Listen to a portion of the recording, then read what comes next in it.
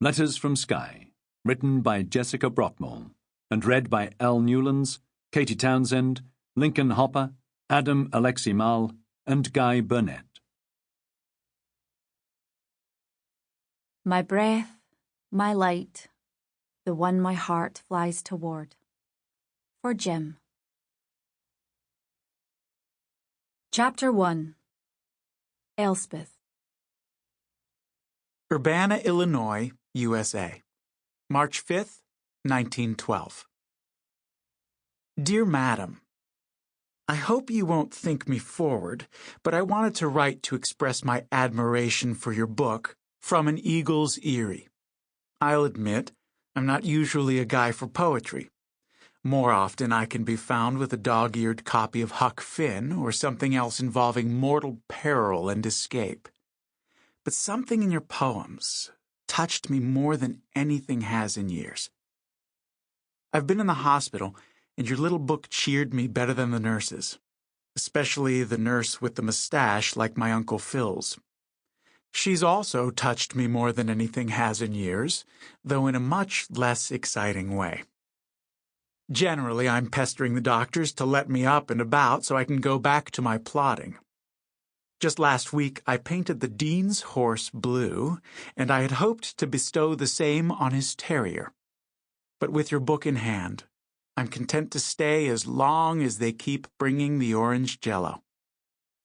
Most of your poems are about tramping down life's fears and climbing that next peak. As you can probably guess, there are few things that shake my nerves, apart from my hirsute nurse and her persistent thermometer. But writing a letter, uninvited, to a published author such as yourself, this feels by far my most daring act. I'm sending this letter to your publisher in London, and will cross my fingers that it finds its way to you. And if I can ever repay you for your inspiring poetry, by painting a horse, for example, you only have to say the word. With much admiration, David Graham. Isle of Skye, 25th of March, 1912. Dear Mr. Graham, you should have seen the stir in our tiny post office. Everyone gathered to watch me read my first letter from a fan, as you Americans would say. I think the poor souls thought no one outside our island had ever laid eyes on my poetry. I don't know which was more thrilling to them, that someone had indeed read one of my books, or that the someone was an American. You're all outlaws and cowboys, aren't you? I myself admit to some surprise that my humble little works have fled as far as America. From an Eagle's Eyrie is one of my more recent books, and I wouldn't have thought it had time to wing across the ocean yet. However you've acquired it, I'm just glad to know I'm not the only one who's read the blasted thing. In gratitude, Elspeth Dunn. Urbana, Illinois, USA. April 10th, 1912. Dear Miss Dunn, I don't know which made me giddier. To hear that From an Eagle's Eyrie was among your most recent books, or to get a response at all from such an esteemed poet.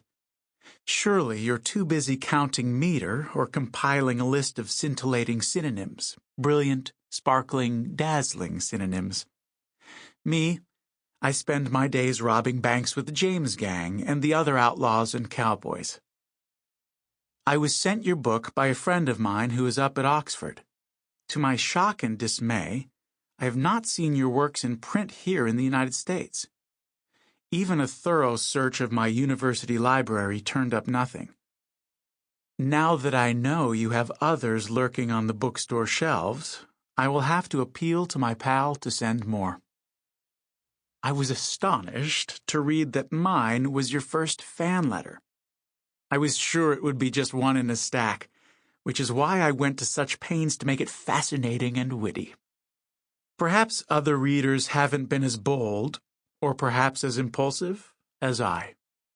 Regards, David Graham. P.S. Wherever is the Isle of Skye?